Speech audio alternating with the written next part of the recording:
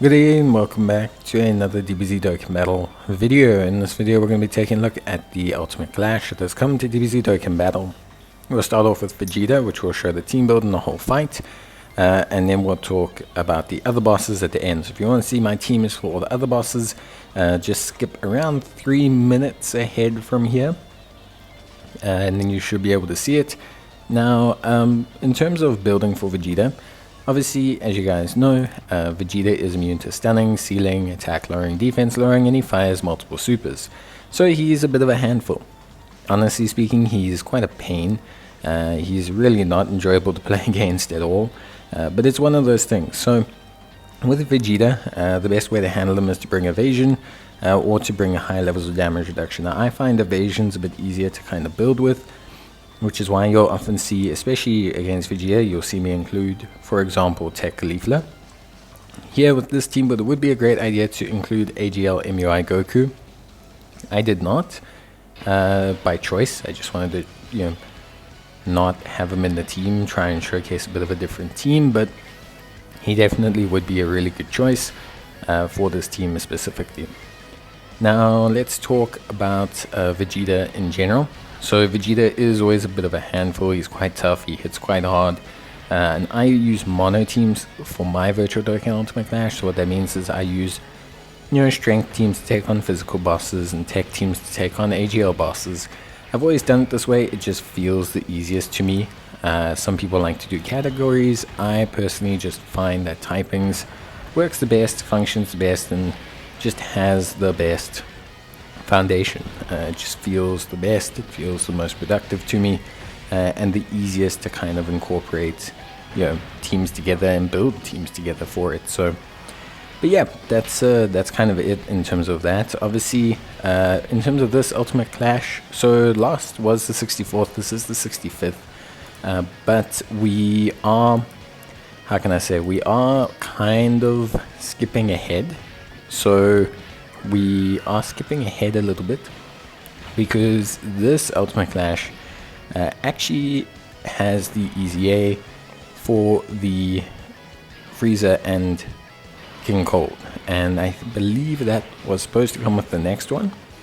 So it's actually a little bit of a skip ahead. Whether we'll catch up or whether it's just to advance the EZA, I don't know, but we'll have to see what happens as we get closer to the syncing of Global and JP. So we'll have to see what happens as we get closer to those marks, but for now it's just something we're going to have to deal with, basically. From that though, to cut a long story short, I think everything looks pretty good. Honestly speaking, everything ran really well. I think overall, the teams worked pretty well. I did have to switch to an extreme one as well, so I wasn't able to beat him in one go with the super. They did okay, they did a lot of damage, but they took a lot of chip damage.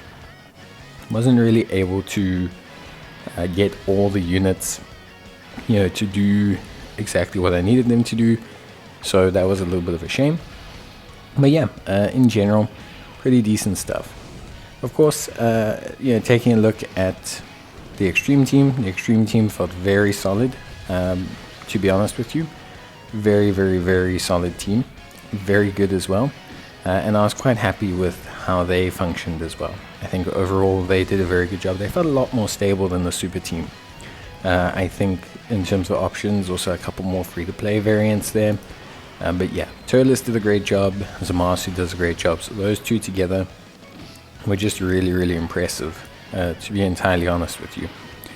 But yeah, that's kind of it. Obviously that's the builds for Vegeta. We're going to beat Vegeta now, and then we're going to move into the team builds for the other bosses, which is obviously super important. Now, in terms of the other bosses, I'm going to show you the teams and then briefly discuss the other bosses. So, just kind of bear with me. If you need any help, though, you can hit me up in the comments. So yeah, so let's get going, and let's start with Jocko the Galactic Patrolman. So Jocko is immune to stunning, he can evade attacks and he can stun you. I use Team Bardock here, just a couple members. They usually get the job done, and even if they fail, you can just reset. So it's pretty straightforward and easy, and it saves me a lot of units to use later on. Then I have the Zarbon and Dodoria. They're immune to stunning, and they lower your attack with their super. This one was also fairly easy, nice, strong, free-to-play extreme team, you need to bring some sealers, but here, level 1 and level 2 you can kind of just nuke. Level 2, all the bosses are the same, so they're all immune to stunning, all immune to attack lowering, all immune to defense lowering, and they lower your attack with their super attack. They are all weak to sealing. For Tien, the sealer we had was Bubbity, but again you could just kind of brute force them, much like level 1. Then for Krillin, the sealing unit we had was a combination of Gildo, alongside as well the Zarvan and the Doria. They seal when they're next to Frieza, I believe.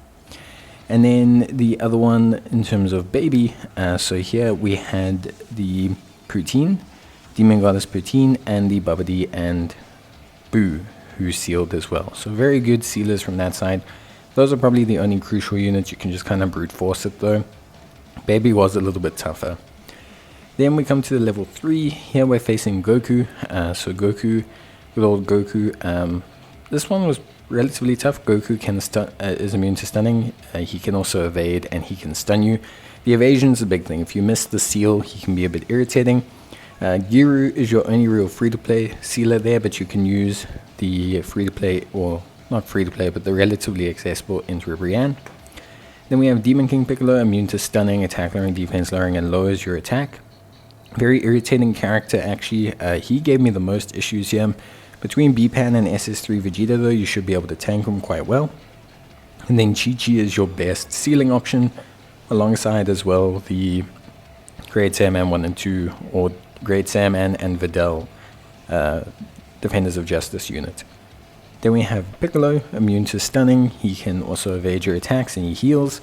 You have to seal him here. Here we had quite a nice team. It took a while. There was a bit of a war of attrition. We didn't have enough damage, so I would bring more damage than that team I showed you.